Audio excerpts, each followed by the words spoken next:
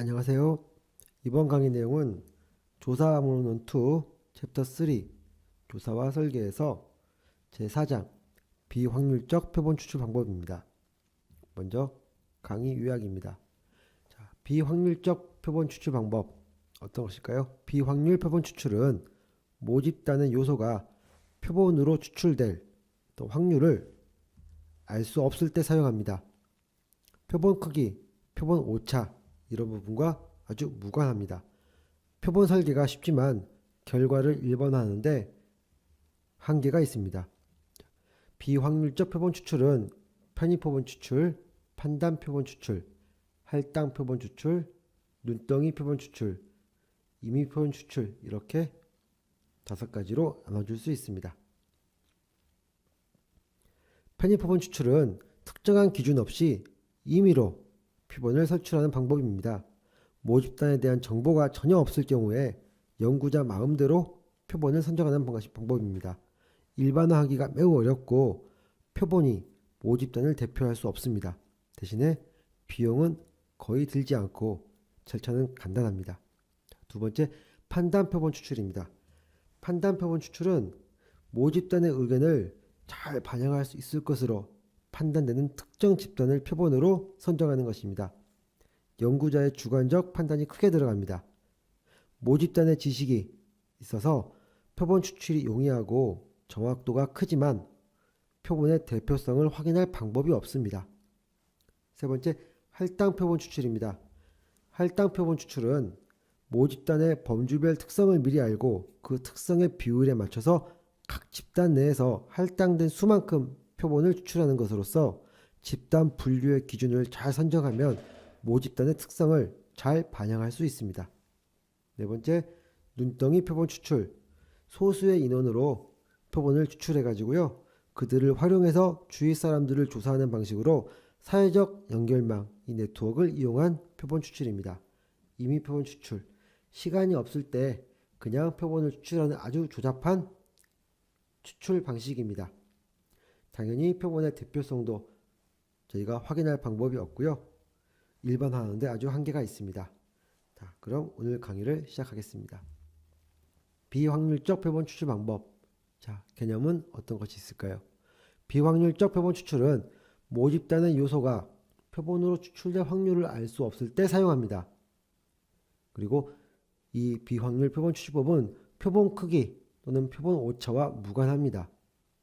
표본이 모집단을 대표하는데 추정할 수 없을 때 또는 표본 오차를 추정할 수 없을 때 활용됩니다. 왜냐하면 표본 크기와 표본 오차와 무관하기 때문입니다.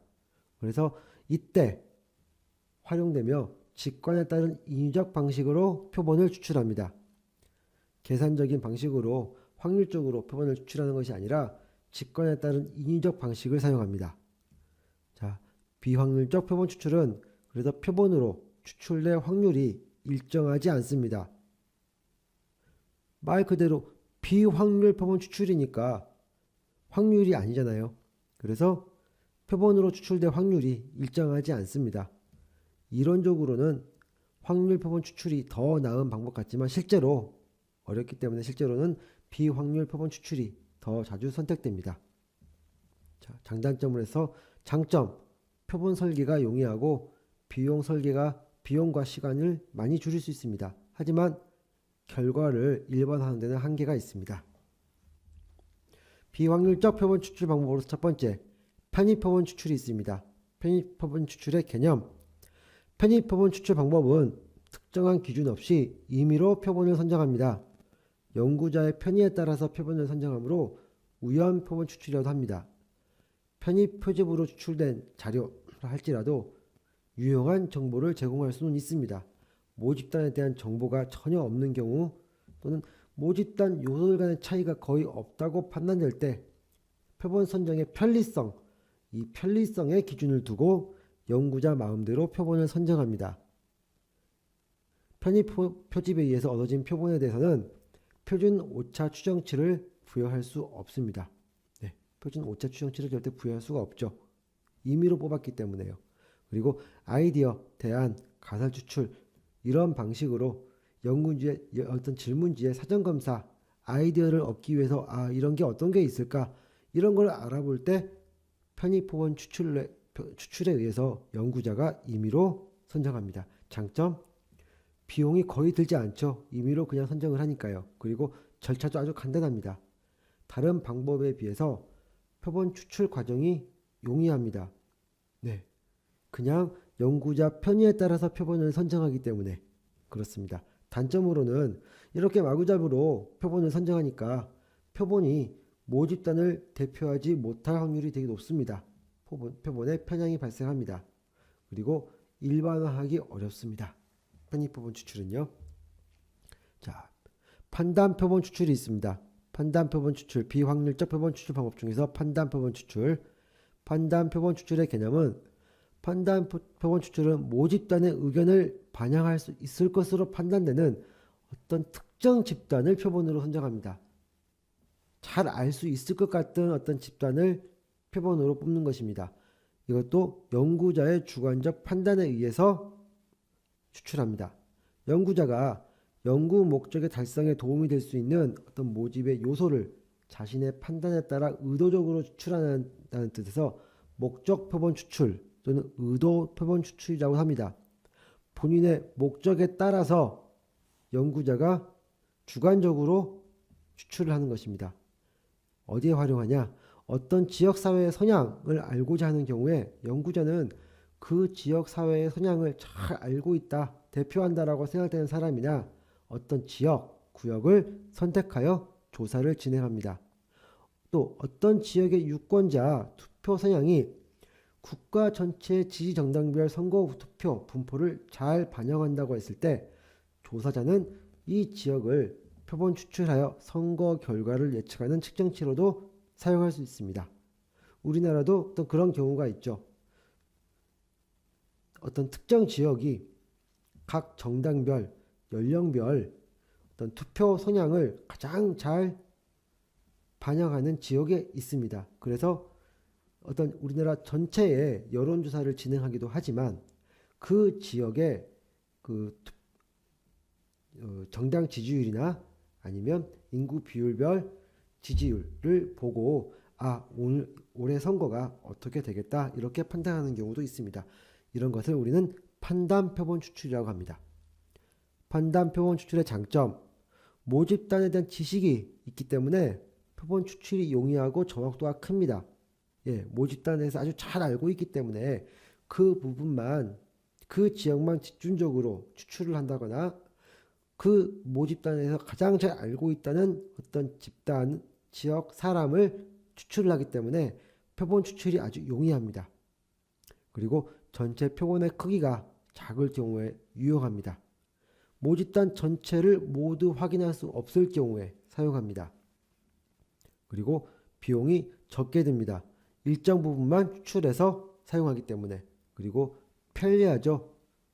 집단에 대한 지식이 있고 어떤 한 지역에 대해서만 추출을 해가지고 분석을 하면 되기 때문에 비용이 적게 들고 편리합니다. 단점으로는 이렇게 뽑은 표본 추출이 표본의 대표성이 있느냐?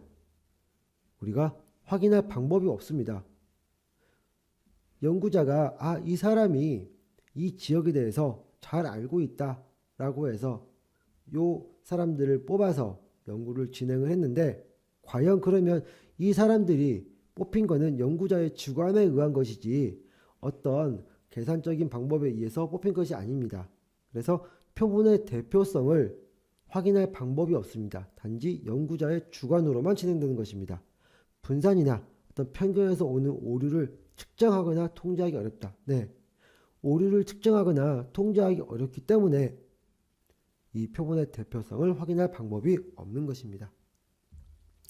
할당 표본 추출.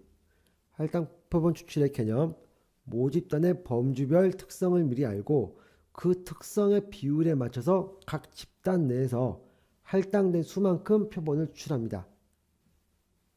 어느 한 모집단의 범주별, 중졸, 학력으로 했을 때 중졸, 고졸, 대졸의 어떤 범주별 특성을 다 알고요. 이 집단이 어느 정도 비율에 있는지 이 비율에 맞춰서 할당된 수만큼 표본을 추출하는 것입니다. 모집단에 대한 사전 지식을 기초로 모집단의 속성을 대표할 수 있는 일정 수의 범주를 결정을 하죠. 이 중졸, 고졸, 대졸, 대학원졸 이런 식으로 뺄 수 있는 건 빼고 포함할 수 있는 건 포함해서 이 모집단에 대한 사전 지식이 있기 때문에 이것을 기초로 모집단의 속성을 아주 잘 대표할 수 있는 일정 수의 범주를 결정을 하고 범주마다 할당된 수의 표본을 주관적 판단에 따라 추출하는 것입니다. 명확한 표본 프레임이 없어도 사용할 수 있는 할당 표본 추출은 어떤 선거 관련된 조사, 또 일반적인 여론조사에 많이 활용되고 있습니다. 유의점: 할당된 응답자의 비율이 정확해야 됩니다. 이 모집단에 대한 특성을 알고 있다고 하지만 이 특성을 아주 정확하게 비율로 알고 있어야지 이거를 부정하게 알고 있으면 추출을 제대로 할 수 없는 거겠죠. 그리고 모집단의 구성 비율은 가장 최근의 것이어야 한다. 이게 한 5년 전, 10년 전에 모집단의 구성 비율로 추출을 한다면 정확한 추출을 할 수 없을 것입니다. 또 표본 구성 요소를 선정할 때 조사원의 편견이 개입될 우려가 있기에 통제 특성을 적절하게 설정을 해야 됩니다. 할당 표본의 추출의 장점: 집단 분류 기준을 잘 설정하면 모집단의 특성을 아주 잘 반영할 수 있습니다. 아까 유의점에서 말씀드렸지만 할당된 응답자 비율이 정확해야 되고 모집단 구성 비율이 아주 최근의 것이어야 됩니다. 이렇게 된 경우에는 모집단의 특성을 우리가 아주 잘 반영할 수 있다는 것입니다. 또 모집단에 대한 사전 지식이 필요하지만 개별적인 연구 대상의 정보는 필요 없다. 이 비율만 어느 정도 잘 알고 있고 지식만 알고 있으면 되지 개별적인 우리 하나하나의 어떤 대상에 대한 정보는 필요 없습니다. 동일 크기의 무작위 표본 추출법보다 적은 비용으로 표본을 추출한다. 같은 크기라면 자, 무작위 표본 추출법은 확률 표본 추출이죠. 이 무작위 표본 추출법보다 더 적은 비용으로 표본을 추출할 수 있습니다. 그리고 각 계층을 적절하게 대표하는 효과가 있습니다. 단점으로는 무엇이 있을까요? 무작위 추출로 인해서 결과를 일반화하는 데 문제가 있습니다. 연구자의 편견 개입될 확률이 높다고 그랬죠. 자, 연구자의 편견이 개입돼서 분류 오차가 발생할 가능성이 높다. 이 모집단의 특성을 분류를 해야 되는데 이 분류를 하는 데 있어서 연구자의 편견이 개입되면 정확하게 분류가 되지 않고 그래서 분류 오차가 발생할 가능성이 높습니다. 그러면 정확하게 비율대로 표본을 추출하기가 아주 어렵습니다. 표본이 가지고 있는 특성의 분포가 모집단의 분포와 일치하더라도 반드시 이것이 표본이 모집단을 잘 대표한다고 볼 수는 없습니다. 분포만 모집단의 분포와 일치하더라도 표본이 이 모집단을 잘 대표하지 못하는 경우가 있습니다. 일반화 어렵습니다. 비확률 표본 추출 방법의 가장 공통적인 부분, 일반화가 어렵다. 표본 오차가 커질 가능성이 높다. 네, 공통적으로 들어가는 부분입니다. 할당 표본 추출의 사례를 들어보겠습니다. 자, 총 50개인 표본을 추출할 때 모집단의 남녀 4대 1을 할당 비율을 결정하고 그 안에서 표본을 그냥 임의로 뽑아내는 것입니다. 이처럼 할당 표본 추출에서는 표본에 포함되는 단위들을 모집단에서 나타나는 비율을 근거로 그냥 뽑아냅니다. 비율, 이 집단 간 구성을 맞춰가지고 여기에서 임의로 그냥 뽑아내는 것입니다. 자, 할당 표본 추출과 층화 표본 추출 비교를 해보겠습니다. 할당 표본 추출은 비확률적 표본 추출이고 층화 표본 추출은 확률적 표본 추출이죠. 자, 유사점. 모집단의 동질적인 특성을 가진 몇 개의 집단으로 구분하고 각 집단별 표본을 추출한다. 이거 동일한 방법이죠. 하지만 차이점. 할당 표본 추출은 자기적 표본 추출, 층화 표본 추출은 무자기적 표본 추출이다. 층화 표본 추출은 각 집단별로 층을 나누고 이 집단에서 무작위로 표본을 추출하는 것이죠. 하지만 할당 표본 추출은 임의로 할당 비율을 정해서 표본을 추출하는 것입니다. 눈덩이 표본 추출, 스노우볼 표본 추출이라고도 합니다. 개념은 눈덩이 표본 추출은 소수의 인원을 표본으로 추출하여 조사한 후에 그들을 활용하여 주위 사람들을 조사하는 방식입니다. 사회적 연결망을 이용한 표본 추출 방식이죠. 소수의 인원을 표본으로 추출합니다. 그리고 이 사람들을 조사한 다음에 이 사람들이 가지고 있는 사회적 연결망, 사회적 다양한 연결망을 통해서 이 주위 사람들을 조사하는 것입니다. 그래서 사회적 연결망, 사회적 네트워크를 이용한 표본 추출 방법이다. 이렇게 말할 수 있습니다. 표본의 크기를 조사할 때까지 표본을 추출하여 다시 조사하는 과정을 계속 반복합니다. 추출된 표본은 같은 지역, 동료, 동년배, 비슷한 성향 등 다양한 요인에 의해 결정되므로 확률적 결정보다는 비확률적 추출에 의한 것이라고 볼 수 있으며 통계적 추론을 할 수 없습니다. 이 사회적 네트워크에 의해서 추출을 계속 진행을 하니까 어떤 규칙적으로 어떤 집단을 추출하는 게 아니라 어떠한 지역, 비슷한 사람, 성향, 다양한 요인에 의해서 사회적 네트워크를 통해서 결정되기 때문에 비확률적 추출에 의한 표본 추출이라고 말할 수 있습니다. 사용 범위, 제한된 대상에 대한 심층 연구가 필요한 질적 연구에 이 눈덩이 표본 추출은 사용됩니다. 현장 연구, 또 희귀한 사건이나 현상에 대해 조사할 때 주로 사용합니다. 모집단에 속하는 연구 대상을 찾기 어려운 경우에 표본 프레임이 따로 존재하지 않고 그 사람들, 우리가 조사하고자 하는 연구 대상이 어디에 있는지 잘 모를 때 이렇게 이 한 표본에 의해서 이 표본들의 네트워크를 통해서 스스로 조사하게 만드는 그 표본 추출 방법이 눈덩이 표본 추출입니다.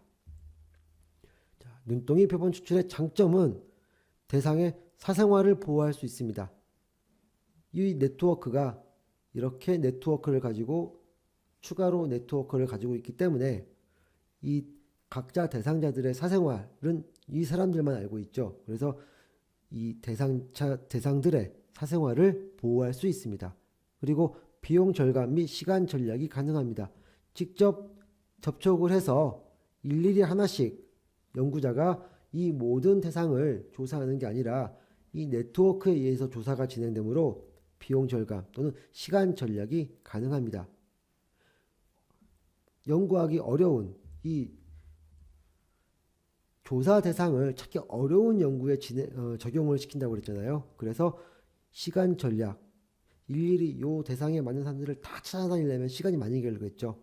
그런데 네트워크에서 진행되기 때문에 시간 전략이 가능하다고 말할 수 있습니다. 단점은 초기 추출이 어렵습니다. 초기에 이 네트워크를 일으킬 수 있는 적절한 대상자를 저희가 추출하는데 어려움을 겪고요. 피조사자를 활용하는데 한계가 있습니다. 아무리 사회적 네트워크를 활용한다고 하더라도 요 대상층들을 찾아서 다시 설문을 받고 진행하는데 한계가 있습니다. 표본의 대표성에 의문이 있어 일반화하는 데는 어려움이 있습니다. 자, 여기서 말씀드렸죠. 모집단, 이 제한된 대상에 대한 신축 연구가 필요한데 이 추출된 표본이 어떤 지역, 동료, 동년배, 비슷한 성향 이런 식으로 다양한 요인에 의해서 결정되므로 표본의 대표성에 의문이 있고요. 그리고 표본의 대표성이 의문이 있기 때문에 일반화하는 데는 어려움이 있다고 말할 수 있습니다. 자, 눈덩이 표본 추출에 의해 난치병 환자를 위한 모금을 위해서 아이스 버킷 챌린지 리스트 진행된 적이 있었죠. 지목을 받은 사람이 얼음물 양동이를 뒤집어 쓴 다음에 다른 사람을 지목하면 다시 지목받은 사람이 그 행위를 하고 다른 사람을 지목하면서 점차적으로 표본이 누적되는 방법. 이게 눈덩이 표본 추출의 한 예라고 볼 수 있겠습니다. 오늘 강의를 이걸로 마치겠습니다. 감사합니다.